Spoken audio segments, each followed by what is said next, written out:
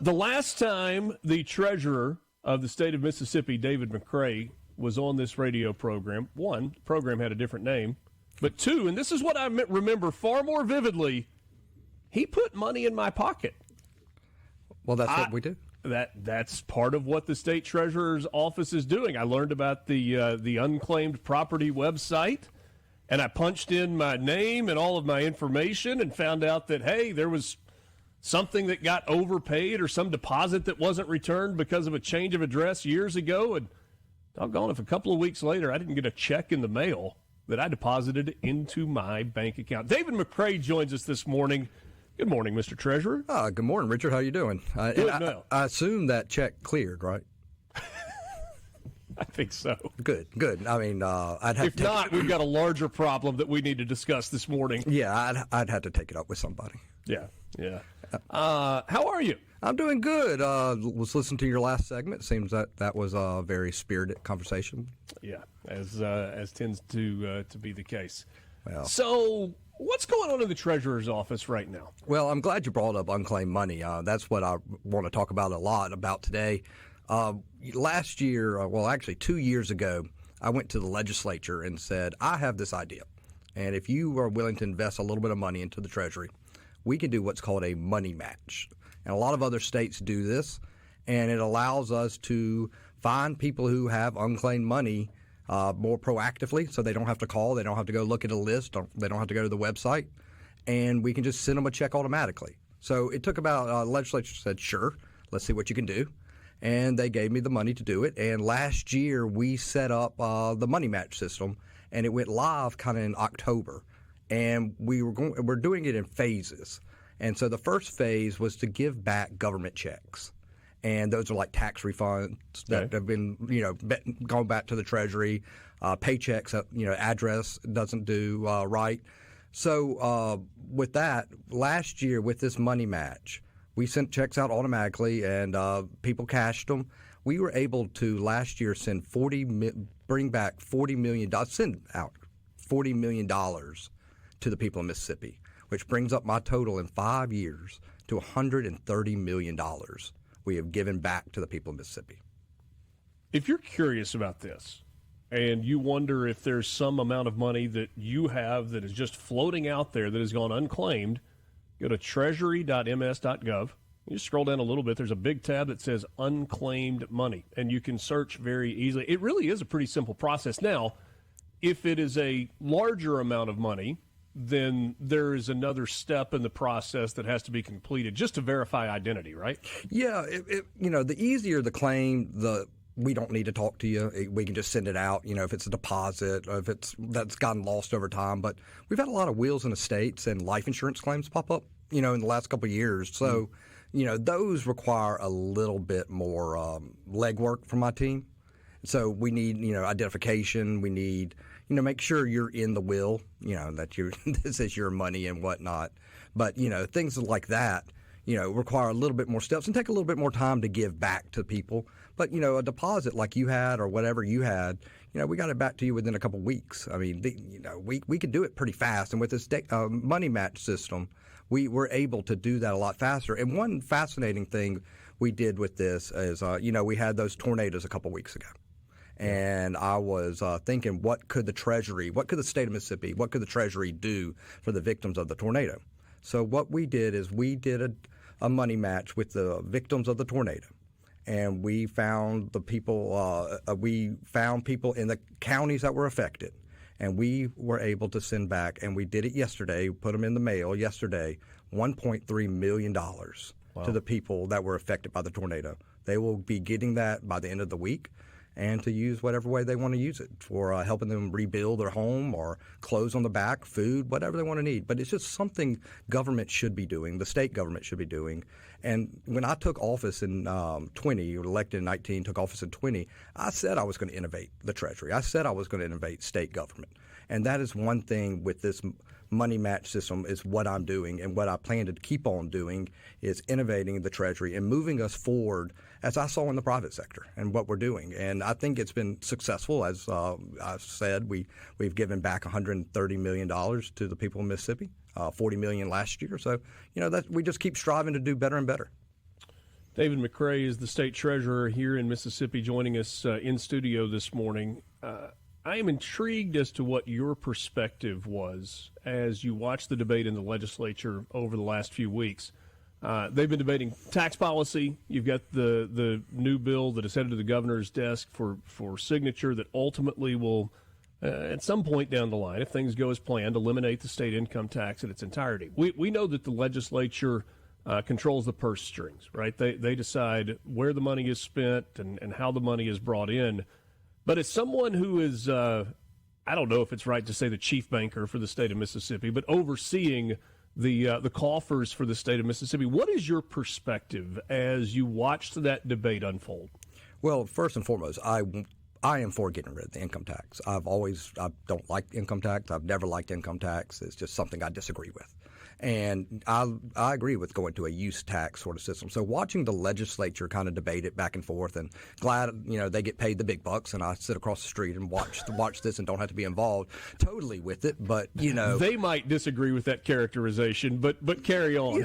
Yeah, it's perception. Anyway, I'm glad we have the opportunity to actually talk about eliminating the income tax. I mean, think about it, Richard. 10 years ago, we didn't have the money to do it.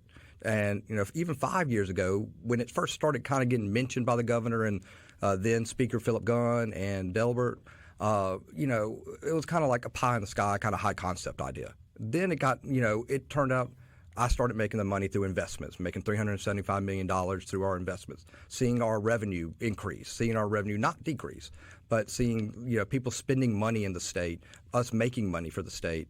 And then, we can actually eliminate the income tax in a safe, responsible way, which I think the legislature has come up with doing. When you look at this plan, you see an increase in the gas tax, and that money is earmarked for road and bridge projects in municipalities across the state. You see a reduction in the grocery tax. And you see ultimately the reduction and elimination of the state income tax.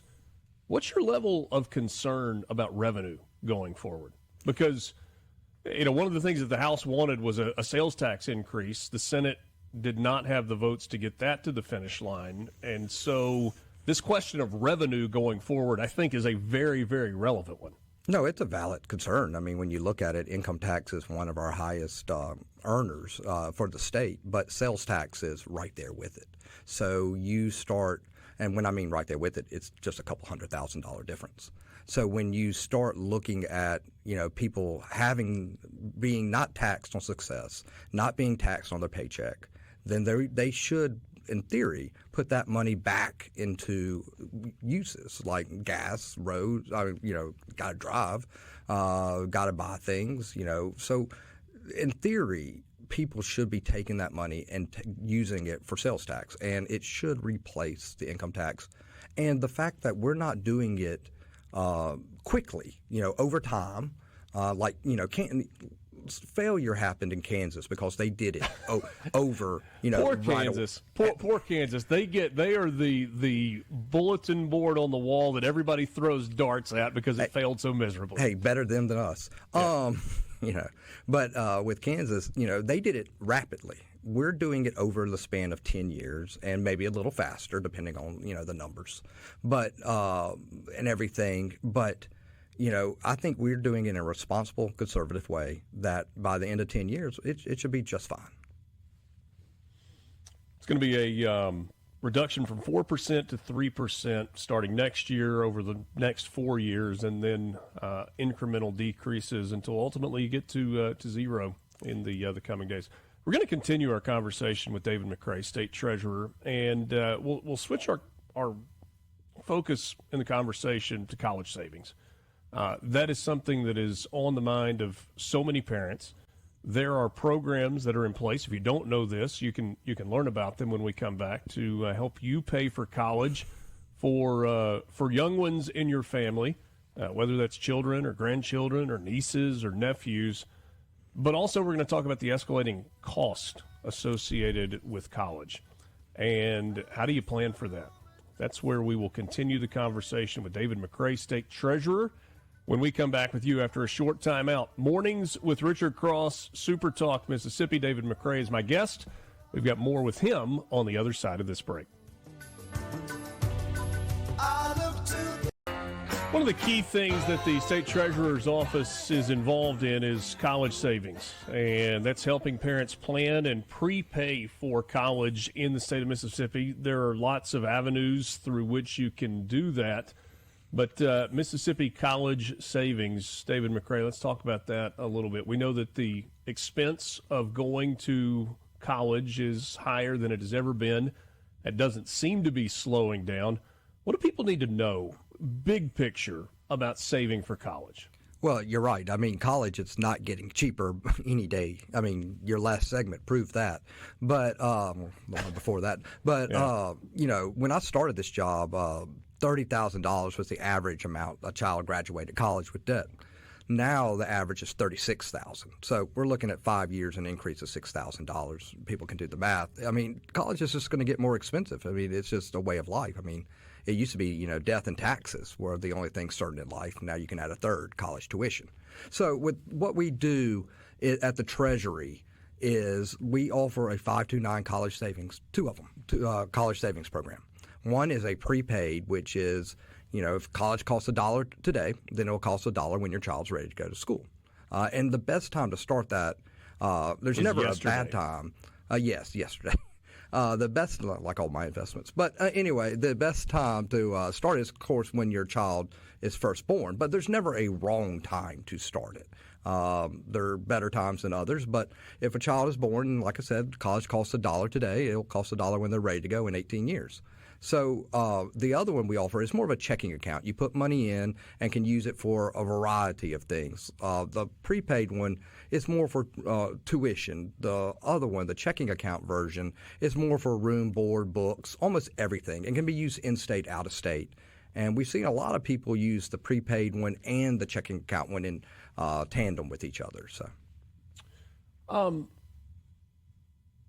I think what you said is you lock in today's tuition rate for tomorrow or for down the line as the key. So when we talk about it escalating, what happens if you start saving today?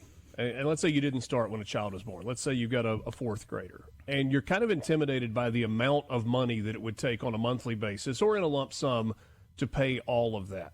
So do you start even if you think maybe you can't get to the finish line, or is that when you say you need to go to the 529 as opposed to the full prepaid version so that you can save what you're able to save? It depends on the child's age. Now, if you get to that realization when the child's in first grade, the prepaid one will still work out. Now, if you get to that realization when the child's in 9th or 12th or 11th or 10th grade, that's when you probably need to do the checking account version. So that way you can supplement what you can't pay for your child to go to school. And we're seeing these used across the board, not only just in the 4-year colleges, but also the 2-year community colleges, vocational training. Every day you have politicians on here talking about job training.